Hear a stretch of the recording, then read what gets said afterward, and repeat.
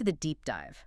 We're here to cut through the noise and pull out the key knowledge from important sources. Helping you understand the world just a little bit better. Exactly. And today, we're looking at a name recognized pretty much everywhere, Tata. Right. But not just the giant company. We're diving into the person, Ratan Tata. Yeah, most people know the brand, but the man behind it, there's so much more there. He wasn't just an industrialist. No, not at all. A visionary leader, sure, but also this deeply committed philanthropist. His life story, his principles, they're fascinating and maybe not what you'd expect. That's what we found. We're basing this deep dive on a really comprehensive source, a detailed Wikipedia entry, actually, that gives us a pretty unique look into his life. And our mission here is simple. Unpack the key insights. Go beyond the headlines, Understand what really drove him, his leadership style, his generosity, which was incredibly personal, right down to his will. Absolutely. We think you'll walk away with a much richer picture of the man who didn't just reshape an empire, but also kind of redefined what leaving a legacy really means. Okay, let's get into it. So Ratan Tata, born in Bombay, Mumbai, now back in 1937. Into the Tata family, which was, hugely influential, especially within the Parsi Zoroastrian community. Right, but his childhood wasn't necessarily straightforward. His parents actually separated when he was about 10. Oh, really? Yeah, and he ended up being raised and even formally adopted by his grandmother, Navajbai Tata. You have to wonder how that early experience shaped him, right? That kind of disruption, but also perhaps that strong grandmother figure. It likely built some resilience, perhaps empathy too, Yeah. and then his education is quite a mix. Yeah, I saw that. He didn't just go the business route initially. No, first he got a bachelor's degree in architecture from Cornell University in 1962. Architecture, that's fascinating. Isn't it? Then later, much later in 1975, he did the advanced management program at Harvard Business School. So architect first, then top-tier business training. How do you think that architectural background played into his later career leading this massive industrial group? It seems different. Well, think about it. Architecture is all about vision, structure, seeing how complex parts fit together into a coherent whole. Long-term thinking. Okay, I see that. Designing a building versus structuring a global conglomerate, maybe not that different in principle. Sort of. You need that ability to see the big picture, the structural integrity, but also the fine details. It's a way of thinking that could be incredibly valuable when you're trying to unify and grow a diverse group like Tata. Makes sense. And he didn't exactly start at the top, did he? No way. He joined the Tata Group in '62, right after Cornell, and started, get this, on the shop floor at Tata Steel. Wow. Talk about learning the ropes from the ground up. Exactly. He did have some early management roles, too. He turned around a company called National Radio and Electronics, NLCO. Ah, so early success then. Yes, but then NLCO actually collapsed during an economic slowdown later on, so he saw both sides early on, the success and the setback. Right. Builds character, builds resilience, you'd imagine. That probably taught him a lot. Definitely shaped his perspective on risk and the economic cycles he'd face later. Okay, so fast forward to 1991. This is the big moment. He takes over from J.R.D. Tata as chairman of Tata Sons. A pivotal moment for sure, but it wasn't easy. How so? Well, the heads of the different Tata companies back then had a lot of autonomy. They were powerful figures in their own right and weren't necessarily keen on reporting more centrally. There was resistance. Ah, the classic challenge of consolidating power. How did he handle that? Pretty strategically, actually. He implemented some key group-wide policies, things like a mandatory retirement age for those subsidiary heads. Ooh, that would shake things up. It did. He also insisted they report directly to the group office, and importantly, required them to contribute some of their profits, specifically towards building the overall Tata brand. So forcing them to think beyond their own silo and contribute to the collective identity? Smart. Exactly. It was about forging unity, creating a single Tata vision. And he also made a point of promoting younger talent and really pushing innovation across the group. And the results, the numbers are just staggering. They really are. During his 21 years as chairman, from 91 to 2012, the group's revenue grew, wait for it, over 40 times. 40 times. And profits, over 50 times. Incredible. And a big part of that was shifting away from just selling commodities, right? Towards building brand. Absolutely. That was a fundamental shift he drove. Yeah. But the really big story of his tenure was globalization. Right. The massive international acquisitions. Yeah, these were bold moves. Tata Tea buying Tetley, the British tea giant. Huge deal at the time. Then Tata Motors acquiring Jaguar Land Rover from Ford. Another iconic one, felt like a turning point. And Tata Steel acquiring Corus, the Anglo-Dutch steelmaker. These weren't just acquisitions, they were statements. They completely repositioned Tata on the global map From being very India-focused. to being a truly global player. By the time he stepped down, something like 65% of the group's revenue was coming from outside India. That's a phenomenal transformation. But his vision wasn't just about global scale, was it? He had that very personal project, too, the Tata Nano. Ah, yes, the people's car. Yeah. That was very much his brainchild. The idea was quite radical for its time.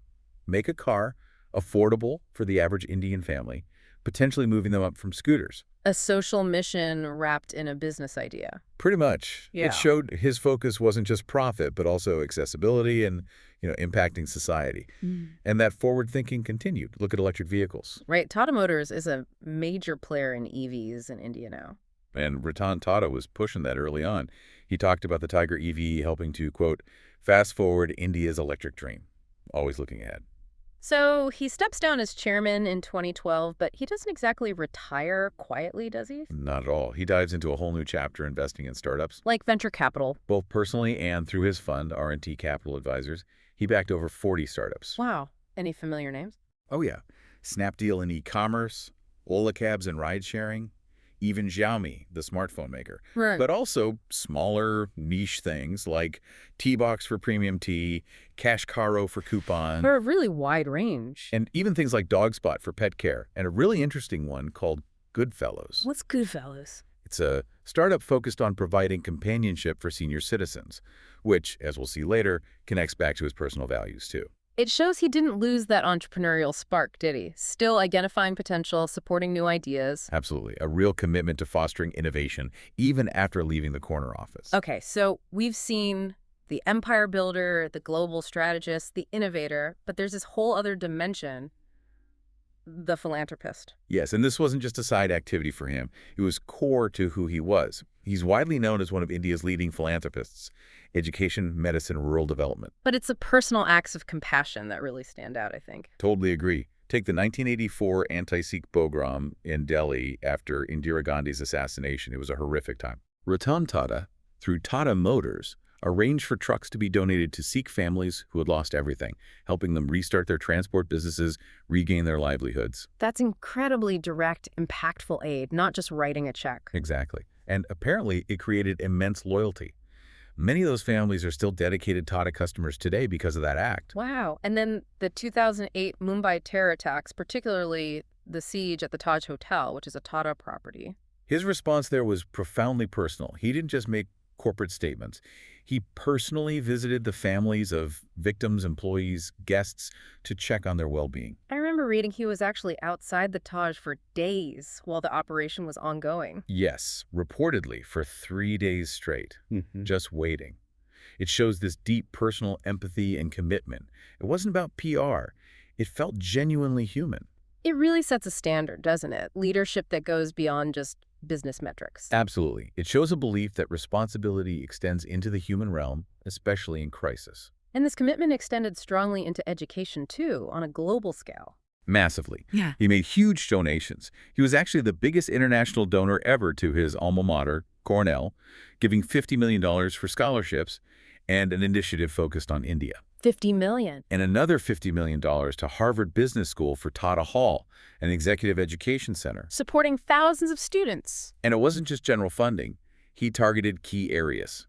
There's the Tata Innovation Center at Cornell Tech, Centers for Technology and Design at IIT Bombay and MIT. I saw something about neuroscience, too. Yeah, $750 million to the Indian Institute of Science for Alzheimer's Research, and another huge one, $70 million to UC San Diego for the Tata Institute for Genetics and Society. Genetics. What's the focus there? Research on major global challenges, infectious diseases like malaria, and developing sustainable food sources through things like gene editing. So really strategic investments in science and technology for global good. Exactly. A very considered, impactful approach to philanthropy. Not just charity, but enabling progress. And then there's this other side, the animal welfare part, which seems so personal. It really does. Like just recently, in June 2024, he posted on his personal Instagram account, What was it? He was appealing for blood donors for a critically ill stray dog being treated at his animal hospital in Mumbai. Wow. The former chairman of Tata Group making a personal plea for his stray dog. It's very telling, isn't it? Shows this consistent compassion that extended to all living beings. A very human touch. Okay, so if his life showed his values, his will seems like the final definitive statement on them. Absolutely. It's like a blueprint of what truly mattered to him. Beyond the massive public philanthropy, the will reveals these incredibly personal priorities. It's quite an aha moment. Let's break it down. The total estate was valued at around 10,000 crore, Yeah, roughly US $1.2 billion. A huge sum. and a big chunk didn't go to individuals, right? Correct. A significant portion, about $450 million worth of shares, went directly into trusts, the Ratan Tata Endowment Foundation and Endowment Trust. So, ensuring his philanthropic work continues long after him. Exactly. Setting up the structure for that legacy. But then there are the personal bequests. Obviously, family was included, his brother Jimmy, his half-sisters Shireen and Diana Jajipoi, who are also the executors. Yes, that's fairly standard. But then comes the surprise. The part about Mohini Mohan Duda. Right, a Jamshedpur-based entrepreneur, Yeah. not family, he received 1/3 of the residual estate. And that included bank deposits worth, 100%. what was it? Over $40 million. Yeah, around 350 crore. It's a massive share for someone outside the immediate family circle. What does that tell us? It suggests a relationship built on immense trust, maybe mentorship or long-standing loyalty. It seems so. It really highlights that he valued contribution and connection beyond just blood ties. It challenges that conventional idea of just passing wealth down the family line. And his generosity extended significantly to his mentee and staff, too, which is remarkable. Truly extraordinary. Shantanu Naidu, his executive assistant and mentee, the one who started that companionship startup with Goodfellows we mentioned, Tata apparently relinquished his own stake in Goodfellows back to Naidu. And, get this, he waived a 1 crore, like $120,000 education loan he'd given Naidu for his MBA. At Cornell, no less. Wow. That's not just mentorship, that's actively removing barriers, investing directly in someone's future. It's incredibly supportive. And then his household and office staff. This is maybe the most touching part. What did he leave for them? Nearly 3.5 crore, about $410,000, was specifically earmarked for his staff. And it wasn't just a lump sum divided equally. How was it structured? It included specific amounts and, significantly, loan waivers for individuals. His cook, Rajan Shah, received over 1 crore total, including waiving a Euro 1 lakh loan. His butler, Subai Konar, got 66 lakh, including a Euro 36 lakh loan waiver. That's life-changing money for them, and the loan waivers show such personal consideration. Absolutely. And it went down to part-time helpers, car cleaners, they each received 1 lakh. It shows this deep appreciation and loyalty to everyone who supported him, regardless of their role. It's rare to see that level of detail and care. It really is, and consistent with his love for animals. Yep. His German Shepherd, Tito, 12 lakh, about $14,000, set aside specifically for Tito's care. Just ensures his companion would be looked after. It rounds out the picture perfectly. It does. It's all part of that holistic sense of responsibility. Any other sort of unique instructions in the will? A couple interesting things. His personal car collection, 20 or 30 luxury vehicles, he suggested they could either go to a Tata Group museum or be auctioned off. Okay. And maybe the most symbolic gesture. All his personal clothing, including high-end brands like Dax, Polo, Brioni, Hermes ties.